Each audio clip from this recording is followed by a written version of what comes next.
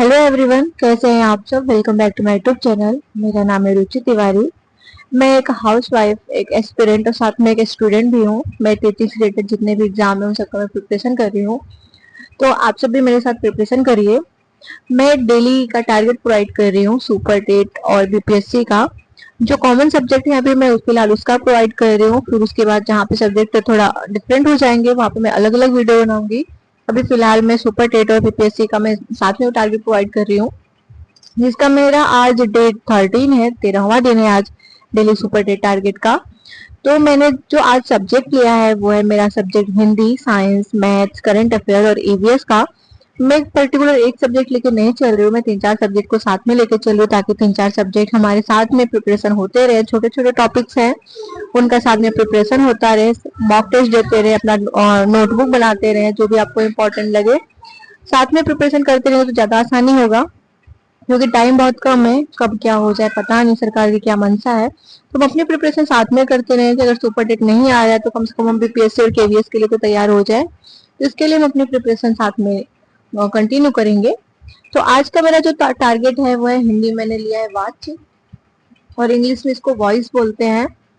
तो फिर वाच्य क्या होता है कि वाच्य का मतलब होता है कथन, कि जो भी हम कहते हैं वो हमारा क्या है वाच्य, और किस प्रकार से वो कहते हैं वो वाच्य में हमें दिखता है।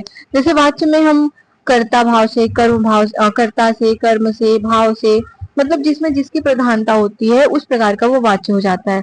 मतलब वाच्य हम इन्हीं तीनों के आधार पर लेते हैं, हमारा तीन प्रकार का वाच्य हो जाता है, जो कि कर्तृवाच्य, दूसरा कर्मवाच्य, तीसरा भाववाच्य। अब कर्तृवाच्य में क्या होता है कि यहाँ पे सकर्मक और अकर्मक क्रिया दोनों होते हैं। सकर्मक में जहाँ पे साथ में क्रिया होती है, अकर्मक मतलब जहाँ पे क्रिया नहीं होती। और कर्मवाच्य क्या होते हैं कि जहाँ पे सकर्मक मतलब होता है कि जहाँ पे कर्म के साथ क्रिया हो, और अकर्मक मतलब जहाँ पे कर्म के साथ क्रिया ना हो। और यहाँ पे भाववाच्य में सकर्मक, अकर्मक, अन्य पुरुष, पुल्लिंग और एक वचन, यहाँ पे ये चारों देखे जाते हैं। और कर्तृवाच्य में होता क्या है कि जहाँ पे कर्ता की प्रधानता होती है, मतलब जहाँ पे क्रिया का लिंग, वचन, पुरुष, कर्ता के अनुसार होता है तो वहाँ पे कर्तृवाच्य होता है। और यहाँ पे जैसे कि मदन पुस्तक पढ़ता है, यहाँ पे पुस्तक कर्म है, पढ़ता क्रिया है, तो कर्म के साथ मतलब कर्म क्रिया साथ साथ में, तो यहाँ पे सकर्मक हो गया। यहाँ पे बालिका हंसती है तो अकर्मक मतलब जहाँ पे कर्म ना हो, तो हंसना बस क्रिया है, बालिका हंसती है तो ये हमारा हो गया अकर्मक क्रिया। यहाँ पे हमारा दिख क्या रहा है कि मदन हम पढ़ता है, बालिका हंसती है, तो यहाँ पे कर्तृवाच्य मतलब कर्ता की प्रधानता हो रही है, तो यहाँ पे हमारा हो जाएगा कर्तृवाच्य। दूसरा हमारा कर्मवाच्य, मतलब जहाँ पे क्रिया का सीधा संबंध आपका कर्म से पढ़े तो वहाँ पे कर्मवाच्य होता है, मतलब यहाँ पे लिंग, वचन, पुरुष कर्म के अनुसार होता है। जैसे वहाँ पे कर्ता के अनुसार था, यहाँ पे कर्म के अनुसार होता है। अब कर्मवाच्य में क्या होता है कि ये केवल सकर्मक क्रिया से बनती है, मतलब यहाँ पे कर्म और क्रिया दोनों होती है। तो जैसे राम द्वारा पुस्तक पढ़ी जाती है, तो पुस्तक भी हो गया हमारा कर्म, और पढ़ी जाती मतलब ये हमारा क्रिया हो गया। जैसे शाम के द्वारा भोजन किया जाता है, मतलब यहाँ पे कर्म मतलब क्या होता है कि किसी के द्वारा किया जाए, मतलब फोर्सफुली किया जाए, किसी के द्वारा किया जाए, तो वहां पे हमारा कर्मवाच्य हो जाता है। भाववाच्य में क्या होता है कि जहाँ पे क्रिया का रूपांतरण न तो कर्ता के अनुसार हो न तो कर्म के अनुसार हो, यहाँ पे भाव के अनुसार होता है, वहां पे भाववाच्य हो जाता है। तो भाववाच्य में मतलब ये हमेशा एक वचन में होते हैं, पुल्लिंग में होते हैं और अन्य पुरुष में होते हैं। ये भाववाच्य की विशेषता होती है कि एक वचन, पुल्लिंग और अन्य पुरुष में भाववाच्य होते हैं हमारा। और ये हमारे भाववाच्य जो होते हैं वो अकर्मक क्रिया के योग से बनते हैं। जैसे सारणी से हंसा नहीं जाता, और जैसे अगला एग्जाम्पल हमारा हो गया राजा से चला नहीं जाता, तो हंसा, चला ये सब हमारे हो जाते हैं भाव के अनुसार। तो ये हमारे हो गए भाववाच्य। ये हमारे हो गए मतलब वाच्य के तीनों प्रकार, कर्तृवाच्य, कर्मवाच्य, भाववाच्य। देखने में बहुत सिंपल है, बहुत छोटे से टॉपिक है, लेकिन एक दो नंबर के क्वेश्चन आ जाते हैं। कुछ एग्जाम्पल्स होते हैं, कुछ सेंटेंस आ जाते हैं, वहां पे हमें देख कर उसको पहचान के हमें बताना होता है कि हाँ यहाँ पे कौन सा वाच्य प्रयोग हुआ है। नेक्स्ट है हमारा साइंस में। साइंस में मैंने जो लिया है वो है हमारा सब्जेक्ट क्या बोलते हैं, चैप्टर पोषण। अब पोषण में क्या होता है कि जैसे पोषण क्या होता है, कितने प्रकार का होता है, कहाँ कहाँ होता है। जैसे पेड़ पौधों में होता है तो पेड़ पौधों में क्या होता है, जैसे कि पेड़ पौधे CO2 का उपयोग प्रकाश संश्लेषण के लिए करते हैं। ये सभी जानते हैं कि CO2 का उपयोग प्रकाश संश्लेषण के लिए होता है, और बहुत सारे लोग अगर एग्जाम में पूछ दिया जाए तो वहां पे आंसर लगा देते हैं कि श्वसन के लिए करते हैं, जबकि CO2 का उपयोग प्रकाश संश्लेषण के लिए होता है, न कि शोषण के लिए होता है। और सबसे ज्यादा प्रकाश संश्लेषण जो होता है वो हमारे लाल रंग में होता है। और जो प्रकाश संश्लेषण की जो हमारा पहला प्रोडक्ट बनता है वो होता है ग्लूकोज, और जो लास्ट प्रोडक्ट बनता है वो होता है हमारा ऑक्सीजन।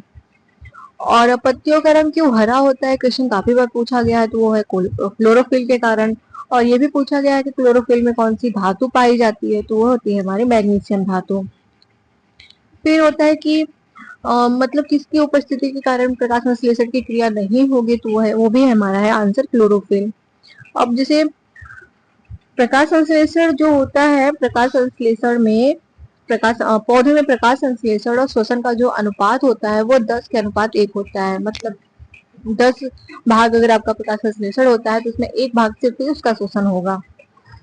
तो ये हमारे हो गए पोषण के बारे में। से बहुत सारे क्वेश्चन है जो कि वन लाइनर में पूछे जाते हैं, तो आप सब वहां से अपना प्रिपरेशन कर लीजिएगा। नेक्स्ट जो मैंने लिया है वो हमारा मैथ्स का है। मैथ्स में मैंने लिया है विभाजकता का नियम। और विभाजकता का नियम बहुत सिंपल है, बहुत सारे हैं कि मतलब 2 किससे विभाजित होगा, 2 की विभाजकता का नियम, 3 की विभाजकता, 4, 5, 6, 7, 8, ऐसे आप लगभग 11-13 तक याद कर लीजिए, आपको बहुत आसानी होगी। करंट अफेयर मैंने जून का लिया है, आप भी जून तक का पढ़ते रहिए। जनवरी से लेकर जून तक आप भी अपना नोट्स बना लीजिए करंट अफेयर का, कुछ इंपॉर्टेंट टॉपिक्स के जो जो भी देश में हो रहा है, अंतर्राष्ट्रीय अंतर्राष्ट्रीय दोनों मिला के। नेक्स्ट मैंने जो लिया है वो हमारा ईवीएस का। ईवीएस मैंने लिया है जयमंडल। अब जैसे जयमंडल जो हमारा टॉपिक है, सबसे पहला टॉपिक है हमारा चट्टान के बारे में कि चट्टानें कितने प्रकार की होती हैं, जिसे हम सभी जानते हैं कि आग्नेय सेल, अवसादी सेल, रूपांतरित सेल। फिर आग्नेय सेल क्या होता है, अवसादी सेल क्या होता है, रूपांतरित सेल क्या होता है, मतलब सेल को चट्टान भी बोलते हैं। फिर चट्टानों की कठोरता को मोहा स्केल से नापते हैं, इसका मात्रक महो होता है, सभी जानते हैं। सबसे अच्छी चट्टानें कहाँ मिलती हैं, जो कि राजस्थान के मकराना मिलती है भारत में। तो ये हमारा जय मंडल का टॉपिक था, चट्टान आज के मैंने लिया था। तो चट्टान के बारे में भी आप सब आराम से पढ़ लीजिएगा, बहुत बारीकी से, बहुत आसानी से। वन लाइनर क्वेश्चन में भी बहुत सारे आते हैं, ये जीके जीएस और साइंस में भी पूछे जाते हैं, तो यहाँ पे आप तैयार कर लीजिए। ईवीएस में भी पूछे जाते हैं, मतलब इनका क्राइटेरिया बहुत बड़ा होता है, लेकिन है छोटे से टॉपिक, क्राइटेरिया बड़ा है, तो कहीं पे भी पूछ ले जाते हैं। फिर मिलते हैं नेक्स्ट वीडियो में, तब तक के लिए थैंक यू।